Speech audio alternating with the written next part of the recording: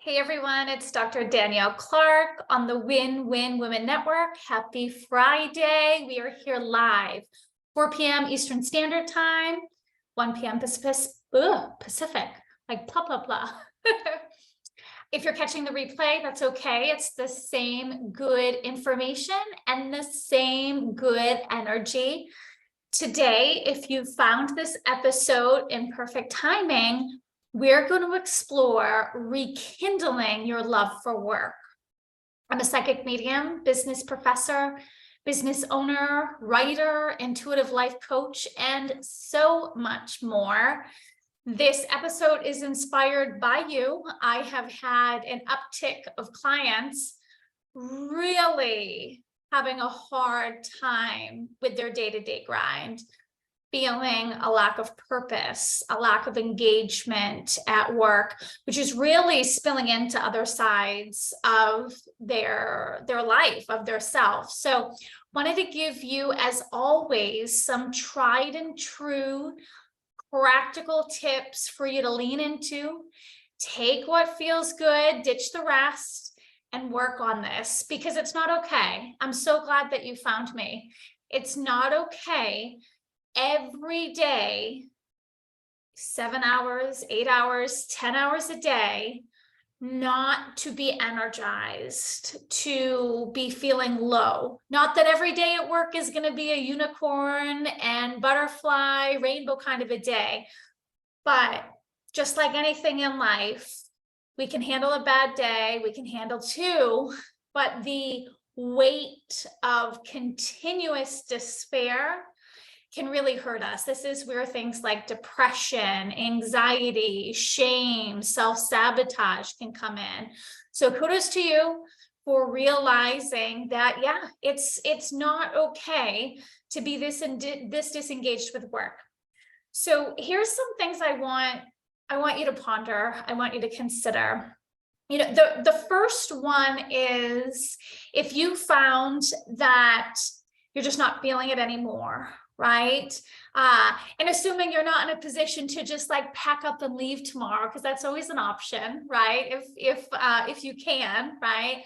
But let's say you need to be there, you need the benefits, you need the money. There's no leaving in sight. It's really important that you find your importance in what you're doing. Our heart won't let us ever feel disengaged. Our heart is always appreciative of anything and everything we give to the world and work, whether it's our ideas, whether it's our ear to a colleague, whether it's a joke to a colleague, whether it's valuable information to a new hire. Our heart and soul is always happy with us. So there's a chance that perhaps you've lost sight of your contributions to work. And there's many ways that you can get back into that. One, go through your emails. See if you can find some kudos emails from past customers, bosses, employees. Put them in a special folder, right? And remind yourself of all the good you're doing. So important for you to set aside some time to remember the impact you've had. Same thing, remember awards, recognitions, successful projects. Make time and space for you to remember your importance in what you're doing. You're important. You're doing something significant, even if it's just adding a little extra camaraderie onto the team, a little extra dose of fun, right? It doesn't have to be significant, but that is significant. So don't be just fetching. All too often I hear from clients saying, I'm not living my soul purpose. I could be doing more. I'm not where I need to be. And perhaps there is some truth there. However, we should also lean into the concept that we are where we are in perfect timing. all too often we can fall trap to waiting till the next best thing comes. We're gonna be happier once we get the new job. We're gonna be happy once we get the new job. Then we're gonna lose the weight once we get the new job. Then we're gonna have the energy to do the projects around the house, right? I think we've all been there where we make those excuses, but it's not about getting the promotion. It's not about getting the new job. We're really here today to say, how can we be better tomorrow? How can we feel a little bit better about what we're doing, right? And that's remembering you're important. Even if you're not using your full skill set, even though you feel as though your hands are tied as it relates to certain things, that's okay. There's still contribution there. And this might be a really good time for you to ask for feedback too. It might be of service for you to ask your boss if you could do a 360 review, maybe have it coordinated so you do get some feedback from your peers, from your clients, from your directors, just to hear, right? What things are they appreciating? And you can do that informally too, right? Like, hey, Rick, I've just been thinking, I've been here 7 years. Like, when you think of me, like, what do you think of? And just see what comes up. And I'm sure you're going to get those bright lights and those kudos and those recognitions that you are important. We really need to redefine importance. So ego says, right, we've got all the money, we've got all the attention. And our heart says, we know we're of service once we're shining our light, once we are a role model for others, once we're doing the best we can with what we have, right? And so don't only think about, your importance as it relates to numbers, right? Like, what's your importance of like how you do things, right? You add ethical considerations, you add a smile onto everything. Those things matter. Those things matter here. And again, opening up our heart and reconnecting our heart with our work and making sure that we understand we are our full selves everywhere we go. We have that potential, we have that capacity is important, because oftentimes I'll hear from a lot of soul-centered beings, I'm a spiritual person, but I don't get to be that way at work. And I would encourage you, if you find yourself falling trapped to that, see if you can realize that you're always you have the potential to shine and inspire and be in all facets of your life. It's not as separate, right? That some of us think it is, because if it is your sole goal to be of service to others, to learn and grow, to practice things like patience, practice things like love, practice things like accepting yourself and others, right? You're able to do that at work, and that's soul growth. So that might be another area for you to realize the importance of work. It acts as a gym, it acts as a playground for us, right? Like, it gives us the opportunity to have a lot of practice and exposure sometimes to the things that trigger us, and it's setting us up for where we need to be next. So remember, you're important, you matter. Spirit, God, universe, whatever feels right to you would not have you somewhere if there wasn't something for you to learn.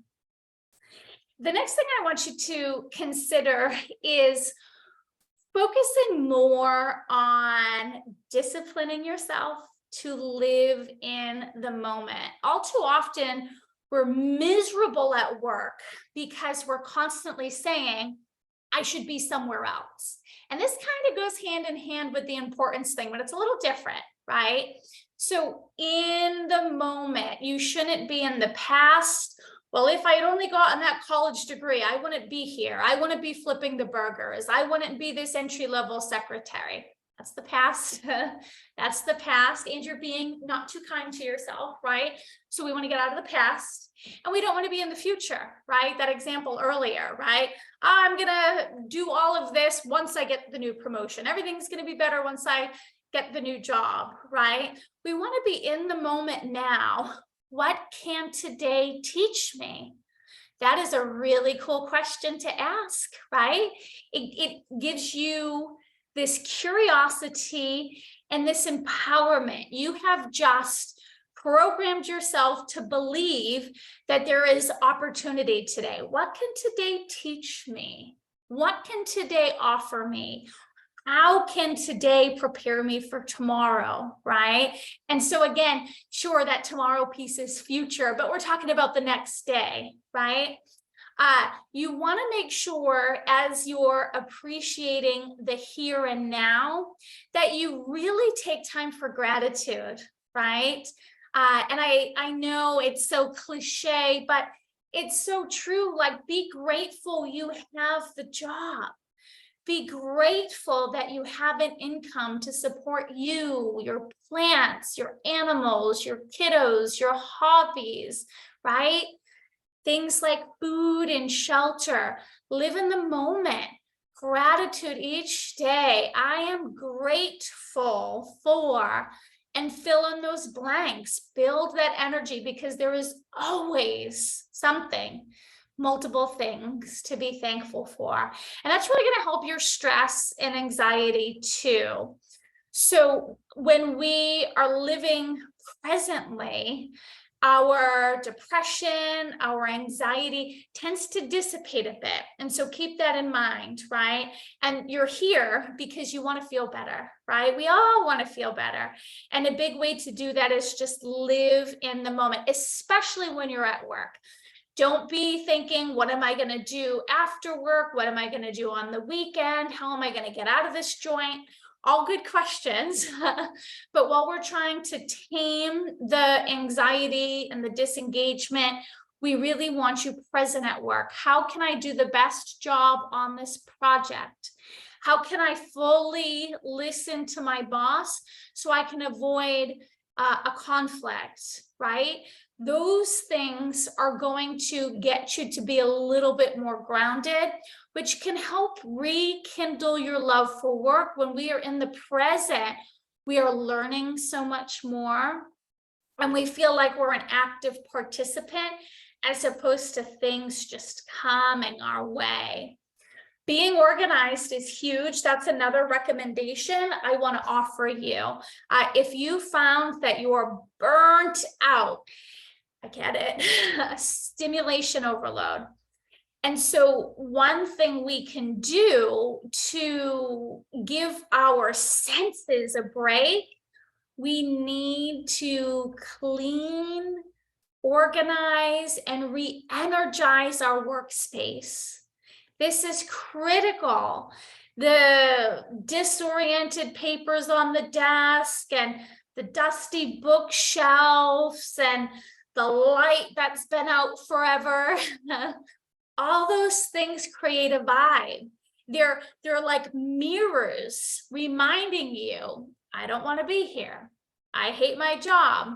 This place sucks, right? You don't need that. You're here to up level. You're here to rekindle your love, your appreciation for work.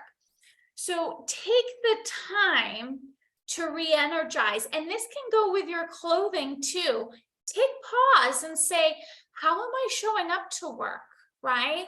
If you're showing up with, and no judgment, I've been here many times myself, right? Because I'm a dog mama. But if you're showing up, right, with the wrinkled pants, with tons of dog hair on it, right? And clothes that no longer fit you, or maybe the coffee stain on the business shirt, like, just be honest, laugh at yourself with love and say, oh, okay. Maybe if I energetically change the way I'm showing up, if I energetically change my workspace, I'll feel better. It's so true. Your desktop, you got to clean your desktop. Too many folders. Clean up the way you work too. How many tabs do you have open? I see you, right? And it all contributes to that stimulation overload. And oftentimes we get frustrated at work because we feel like things are moving too fast. We don't have an opportunity to breathe. And this is going to slow you down a bit. So this is another one that you can do. I'd also suggest to figure out what is making you tick these days and see how you might be able to incorporate that into your current job. Is there a stretch assignment that maybe you can create to give you more of that time that you're appreciating? So for an example, let's say the last year you've really enjoyed creative writing. And if you had it your way, you'd be a full-time author, you'd be a full-time blogger. That's where you really want to be, not crunching numbers in the spreadsheet, right? Let's say that's the situation. Okay, so you're all about creative writing these days. How could you contribute to your organization? Does your organization have some sort of a company blog? Could you write a guest post? Could you sit with marketing and better understand what they do and see if they need someone to report on something? Or potentially you have a new idea for a social media post and you want to talk to them about it. Or maybe you want to contribute an article to the HR newsletter, right? Like, think about different ways that you don't need to be as separate from work to what you love. Maybe you're an individual contributor and maybe all of a sudden your throat chakra is like, I'm meant to speak and I'm meant to lead and I'm meant to train and guide. Okay, great. Where can you create an opportunity where maybe you are a mentor to someone? So take some time and get curious there too. I think that's going to be really important. Now, I do want to mention, I know I'm giving you lots of advice for, how to make things better in your current job. And that is so important, right?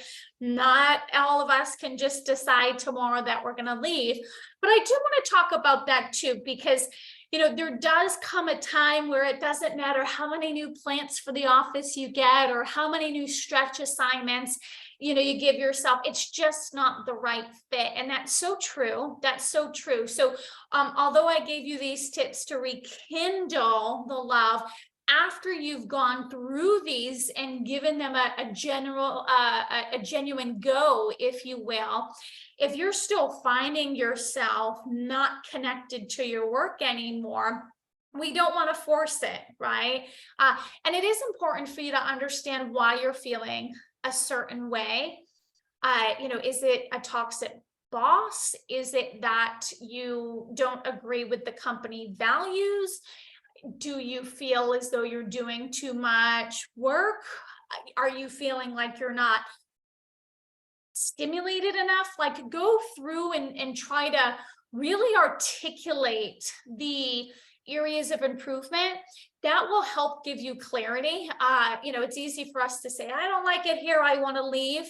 But for your own self, I really want you to write down a list of things very specifically that you are not a fan of in the workplace. And then what I want you to do is create a list of the things that are most important to you at work. Things that are most important to me at work: a community culture. I love collaboration. I love to be social. That's one of the things that's really important to me. So that would be on my list. Other things that are important to me at work: I need schedule flexibility. I want the ability, as much as possible, to be able to come and go. And I also really value, I'm going to call it safety, physical safety, knowing that there's security on hand, psychological safety, knowing I can speak my truth and not worry about getting in trouble. And I'd say those are my three things.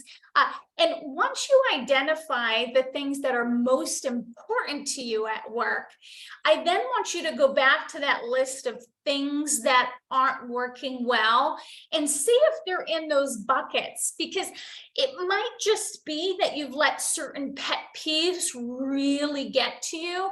And with some energy clearing, with a little healing, with a little perspective shift, you might be able to soften your grr on those. But if there's a pretty solid match, right, it's going to be clear, okay, I'm not getting the fundamentals that I need in the workplace, and I should consider leaving. Journaling is really important. I encourage you to, on a daily basis, maybe even do a quick scoring, kind of a card for yourself, because we have those good days and bad days, and then we hem and hum, we're not sure, should I stay, should I go, should I go, should I stay? Write a 30-day diary. How did I feel today at work? Like 1 to 5, 1 to 10. What was the highlight of my day? What was the low point of my day? How did my boss make me feel today? How did my peers make me feel today? And quantify it a bit, right? Was I excited about the projects? Whatever those things are. And then you're going to have some data points to look at too throughout the 30 days or 60 days or however long you do this activity. That way you have something concrete to determine, because sometimes we get so overwhelmed with our feelings. I don't know if I can trust my feelings. Maybe they're just my feelings. But if every night you have a constructive process of gauging your feelings and in a fact-based manner, right? And then kind of going back and, oh, wow, I remember that. Yeah, that was hard. Or, oh, wow, I loved this project and I loved this. It's going to be easier for you to decide what to do. And, the reality is things are moving very fast, especially on a soul level, very fast. And it is not shocking to me that many of us are in this time right now. Who we were and who we are might need to radically change. What was giving you satisfaction, what was giving you hope, what was giving you fulfillment might not, because the world is changing so fast and spirit needs us in different capacities. So a lot of us might be scratching our head being like, oh, wow, I never had a passion for that before. Or I never even thought I'd leave, but here I am now getting this itch to do something different. Don't be scared of it and know you're not alone. No, you're not alone. Lean into it and get curious. This is also a really good time. Continue to enjoy your hobbies, enjoy the projects and the creativity. That does make you feel you. That makes you feel whole. Often we're burnt out with work because that's all we're doing. And we get home and we're so fried and we just kick up and watch TV and order out. I love those kind of nights. But if we do those nights too much, our soul is not feeling complete. Our soul, right, wants to dance, wants to sing, wants to write, wants to paint, whatever that is. It wants to express itself. And you might find that if you do focus a little bit more on your projects and hobbies on a personal level, that the work stuff doesn't feel as heavy, doesn't feel as jarring, because you're coming to the table a little bit more fulfilled. I would love to work with you. If you've watched this episode and you are thinking that you want some personalized focus on this, please reach out to me. I have lots of experience in human resources. I've had my life and career coaching business for about 9 years. This is something that I am very passionate about because I've had my own career shifts. I've worked Fortune 500s. I've worked small businesses. I'm a small business owner. I'm in higher ed right now. There's been a lot of transitions for me personally. And so I know everything that goes into it as it relates to that. Again, do I stay? Do I go? What's next for me? And I'd be honored to help you along that journey. You can find me at drdanielleclark.com. So it's DanielleClark.com. You can just set up a one-on-one with me and hang out. Thank you so much for those who are here live. We're going to have some live readings and Q&A, so hang tight. And no worries, again, if this is the replay for you, thank you for spending your time and energy with me. Know that I'm sending you an abundance of love and good vibes and well wishes. May you find the clarity and grace, peace, and perspective that you need. Amen. And so it is. You take care. Bye now.